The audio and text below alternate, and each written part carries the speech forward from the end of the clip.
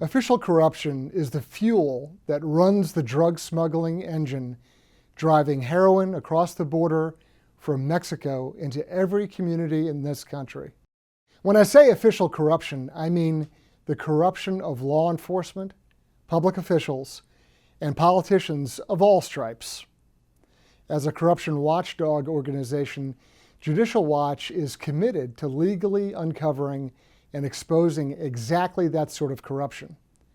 We do it a variety of ways: through the courts as a public interest law firm, as investigative journalists, and as an educational foundation. Frankly, there's no other organization in the country doing what Judicial Watch does the way that we do it. As a director of the organization, I'm very proud of our accomplishments, and we still have a lot more to do ahead of us. So corruption itself comes in many forms. The simplest and probably the most obvious is a law enforcement officer turning a blind eye. There's a more sophisticated version that comes when, through truly an insidious sort of subversion and a very long-term effort to cultivate political figures, the Sinaloa cartel essentially buys itself a seat on the president's cabinet. I'm not exaggerating.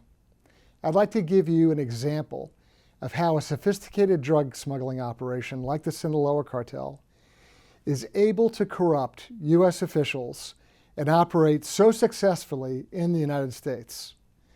This is all very hypothetical, of course, so bear with me. Here we go. When you think of Florida, you think of citrus and orange groves.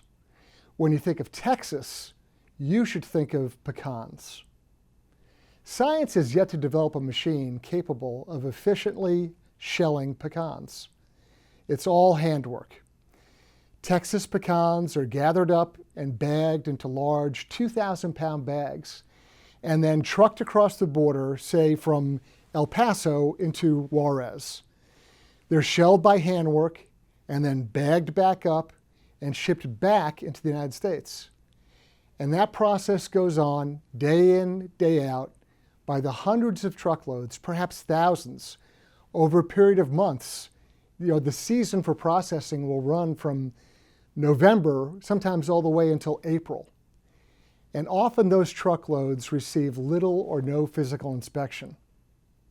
What do you think could be moved in those pecan truckloads? Well, drugs, money, weapons, people, virtually any contraband item can be moved for a price. This is about business.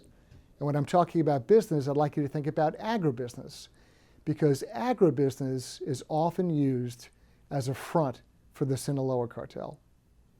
The cartel needs a clean, legit operation in order to operate within the United States, to conduct their business, to launder money. Think of the agribusiness as the Sinaloa cartel embassy. The people running these agribusinesses are pillars of the community. They go to Chamber of Commerce lunches, they donate to hospitals, they give to the regional kids program. They're charming, they're well-dressed, they belong to the right country club, they live in the right neighborhood, they know all the right people. But of course they do. It's their business. You know what else they do? They can write checks, or have someone swing by their office and pick up an envelope, or maybe make a call to a friend to fix a problem that might be awkward or embarrassing for someone. That's the leverage. That is the hook. So if you have an ambitious young lawyer who wants to run for district attorney, those people are there and they're ready to write checks. Maybe time goes along and that DA decides they want to become state attorney general. Again, these people are there to write checks to help them out. Perhaps there's a point where they decide they want to run for governor, and now they've got 10, 20, 30 years of experience lined up, and all along, these same people from the cartel, these agribusinessmen, have been writing checks. And then, they may just find themselves being appointed to a higher position, perhaps, hypothetically, of course, Secretary of Homeland Security. That's the sort of thing that a simple pecan farmer outside of El Paso, Texas can do. Sometimes these simple pecan farmers hire attorneys in Washington, D.C. Attorneys who used to be senior government officials. That seems a little unusual, though, doesn't it? Why would a simple pecan farmer outside El Paso hire a high-powered Washington, D.C. attorney? Maybe to influence people. Maybe other lawyers or officials still inside the government. Maybe to send a threatening letter to a federal witness. Maybe. That's all hypothetical, of course. I've been talking about corruption. It's insidious. It knows no bounds.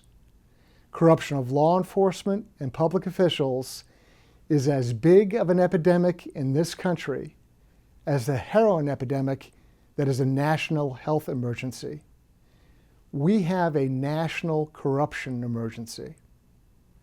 I'm Chris Farrell, and this is On Watch.